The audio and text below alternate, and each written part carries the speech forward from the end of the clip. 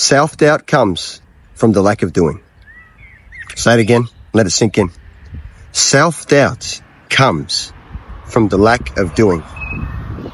If we sit here and think about things, that's the only place self-doubt lives. It lives within the mind. It lives within our thoughts and our emotions. But it lives here. When you're doing things, self-doubt cannot exist. Think about it. Think about the moment where you are doing something and then self-doubt creeps in. It's an absolute rarity that you take an action of self-doubt. You have self-doubt between the actions that you're taking, and then you carry that energy with you into the action. But the action itself is not a doubting one. The thoughts and the energy that go into the action can be doubting and affect the outcome, but self-doubt lives between the actions. Therefore, you know it's just a thought. We can change that pretty quick once we understand this.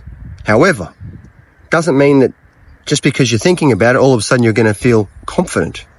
So how do we become confident? The way in which we become confident, okay, is by taking actions with positive reinforcement, and we do it over and over and over again. You're never going to get better at something just by thinking about it. I mean, eventually we can, once we learn how to utilize our mindset and our mental strength and all the different abilities we actually have as humans mentally. But as a society, collectively and generally speaking, we're not there yet. But we're working towards it. Self-doubt comes from you not taking action. And then because of that, you end up carrying a belief that you're not good enough because of something. What can you do right now to just build a little bit of momentum, just a little bit, to make you that little bit more confident? We live in a dualistic world. When you're doubting something, you're not confident in it. But like I've said in the past, you actually are extremely confident in the fact that you're not. That's why you doubt yourself. So how can you fix that? What can you do right now, not to fix the whole challenge of what you doubt yourself with, but just to take a little step, to feel a little less self-doubt? Remember what I said before. Self-doubt lives between the actions. So you can literally use that as a reference point to go, actually, I'm telling myself a story that doesn't really work. I'm telling myself something that isn't beneficial. It's not serving me, but I'm doing it anyway because you're so conditioned to just feel that you're not good enough at something. Not the case. Self-doubt lives between the actions. Start taking an action, something that's positive. And again, if you're like, well, you know what? I can't take that action because I don't believe in myself enough. I have too much self-doubt around it. Then your work doesn't actually need to be with overcoming the self-doubt.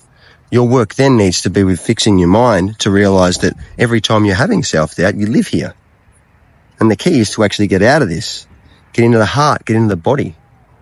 Start believing in yourself a little bit more through action. There's nothing more that will give you but greater belief in whatever it is you doubt yourself with if you just start taking positive actions. If you're someone who isn't, let's say, super strong, but you want to become strong, but you doubt that you ever can be, how are you going to become strong? By thinking about it.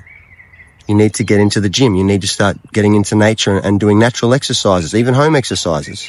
If you start doing little things bit by bit to strengthen your body, your self-doubt will slowly diminish because you know you're getting stronger. Your actions are making you get stronger. And this is just a metaphorical example, or a hypothetical example, should I say. You can utilize this for every aspect in your lives. Self-doubt lives within the mind. It lives within the thoughts. Self-doubt is what you think. Action is what you know. All right? Hope it helps.